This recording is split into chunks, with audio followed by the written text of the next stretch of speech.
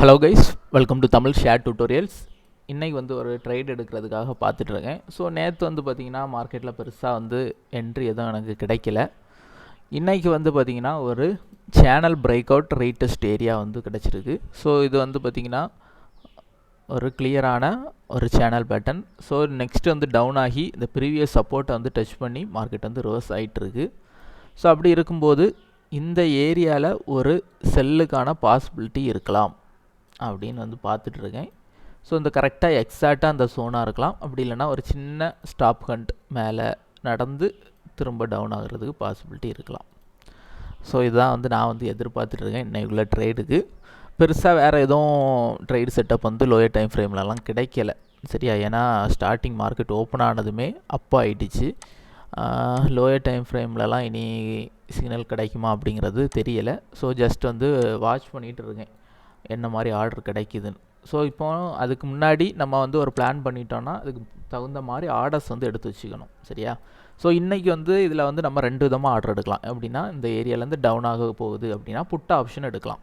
அதாவது option pier அப்படின்னா நீங்கள் லோ அமௌண்ட்டு தான் வச்சுருக்கீங்க, 10,000 ரூபாய் தான் வச்சுருக்கீங்கன்னா நீங்கள் என்ன பண்ணலாம், டைரெக்டாக போய் ஆப்ஷன் செயின் அப்படின்னு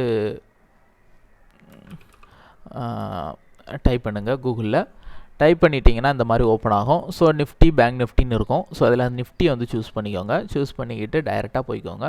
ஸோ இப்போ என்ன நினைக்கிறீங்க அப்படின்னா, நீங்கள் மார்க்கெட் இந்த இடத்துல இருந்து அதாவது அரௌண்ட் 18,430, ஸோ 18,400ன்னு வச்சுக்கோங்க. ஸோ அந்த ஏரியாவிலிருந்து ஃபால் ஆகும். ஃபால் ஆகிறது எங்கே வர இருக்கலாம் அப்படின்னா ஒரு அந்த கேப்பை ஃபில் பண்ணுறதுக்கு பாசிபிலிட்டி இருக்குது அப்படின்னு நினைக்கிறீங்க. ஸோ அவன் 18,300 வரைக்கும் டவுன் ஆகலாம் அப்படின்னு நினைக்கிறீங்க, சரியா? ஸோ அப்போ நீங்கள் என்ன பண்ணிக்கணும் அப்படின்னா டைரெக்டாக இங்கே போய் 18,400 ஆர் 300 எந்த ஸ்ட்ரைக் ப்ரைஸானு எடுத்துக்கலாம், நம்ம பட்ஜெட்டை பொறுத்து, சரியா? அந்த ஸ்ட்ரைக் ப்ரைஸ்லாம் ஒரு பெரிய விஷயம் கிடையாது இன்ட்ராடே பண்ணும்போது, சரியா? மற்றபடி ஹோல்டு பண்ணி பண்ணுறீங்கன்னா ஸ்ட்ரைக் ப்ரைஸ் ரொம்ப முக்கியம். ஸோ இப்போ 13,400 புட் ஆப்ஷன் பிஇன்னு இருக்கும், இந்த ஆப்ஷன் எடுத்துக்கோங்க. ஸோ இதை எடுத்துக்கிட்டு இதோட ப்ரைஸ் எவ்வளோன்னு பாருங்கள். ஸோ இப்போதைக்கு ஒரு 59 ரூபாய்க்கு ட்ரேட் ஆகிட்டுருக்கு, சரியா? ஸோ 59 ரூபாய்க்கு ட்ரேட் ஆகிட்டுருக்குன்னா இதில் போய் நீங்கள் பை தான் எடுக்கணும், சரியா? புட் ஆப்ஷனில் பை. இதுக்கு பாருங்கள் வெறும் 2,897 ரூபா தான் ஒரு லாட்டுக்கு இருக்குது. ஸோ அப்போ நீங்கள் இதில் குவான்டிட்டி 50 இன்க்ரீஸ் பண்ணிக்கலாம். ஸோ இந்த மாதிரி லாட்டை இன்க்ரீஸ் பண்ணி போட்டு நீங்கள் பை எடுத்தீங்க அப்படின்னா நீங்கள் நினச்ச மாதிரி மார்க்கெட் மூவ் ஆகுது அப்படின்னா ப்ராஃபிட் கிடைக்கும். ஸோ அடுத்து இதில் ஸ்டாப் லாஸ் செட் பண்ண வேண்டியிருக்கும். ஸோ இந்த ஸ்டாப் லாஸ் பார்த்திங்கன்னா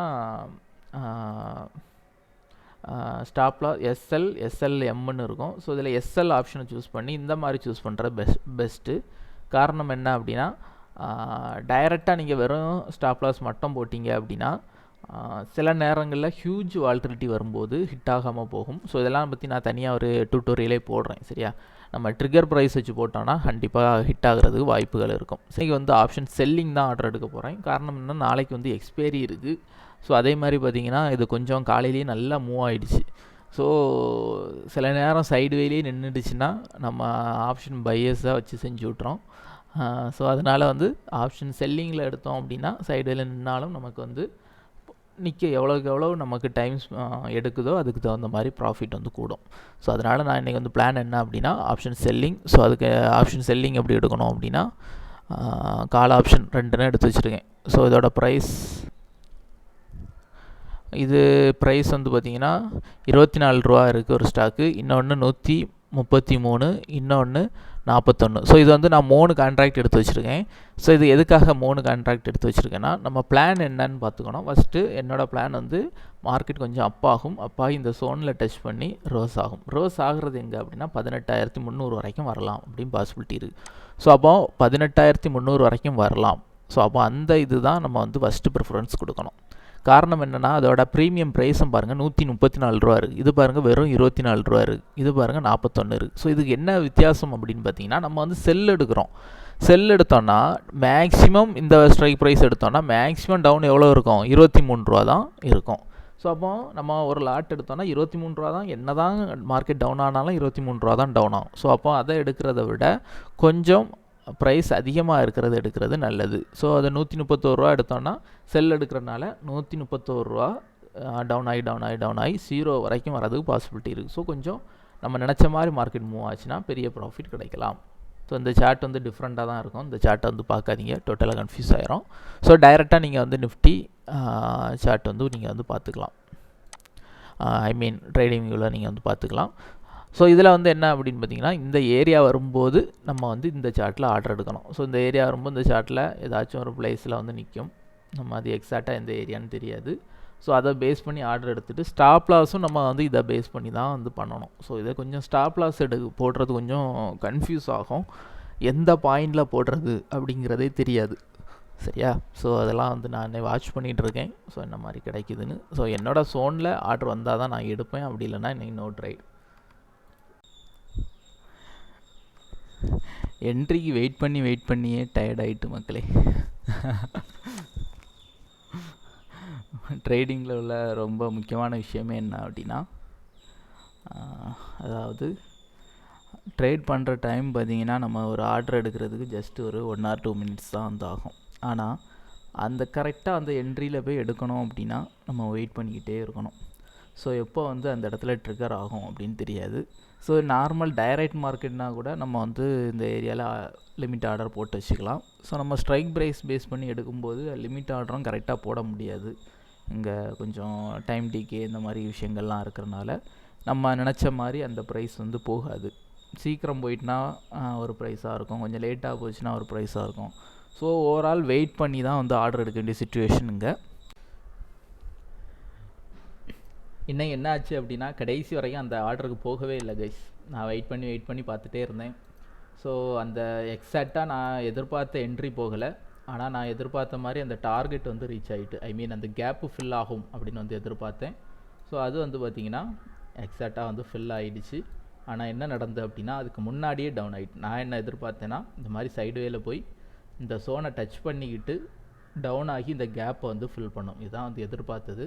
ஆனால் என்ன ஆச்சுன்னா அதுக்கு முன்னாடியே டவுன் ஆகிட்டு. ஸோ அதை வந்து பார்த்திங்கன்னா 2:30 வரைக்கும் வால்டிலிட்டியே இல்லை. அந்த 2:30க்கு மேலே கடைசி 1 hourல மட்டும் மார்க்கெட் வந்து லைட்டாக டவுன் ஆகி கீழே வரைக்கும் வந்து அந்த கேப்பை வந்து ஃபில் பண்ணிச்சு. ஸோ ஓவரால் பார்த்திங்கன்னா இன்றைக்கி வந்து ஒரு மோசமான மார்க்கெட் தான். நேற்றும் வந்து வெரி பேட். ஒரு ட்ரேட் பண்ணுறதுக்கு ஒரு வாய்ப்பே வந்து கிடைக்கல.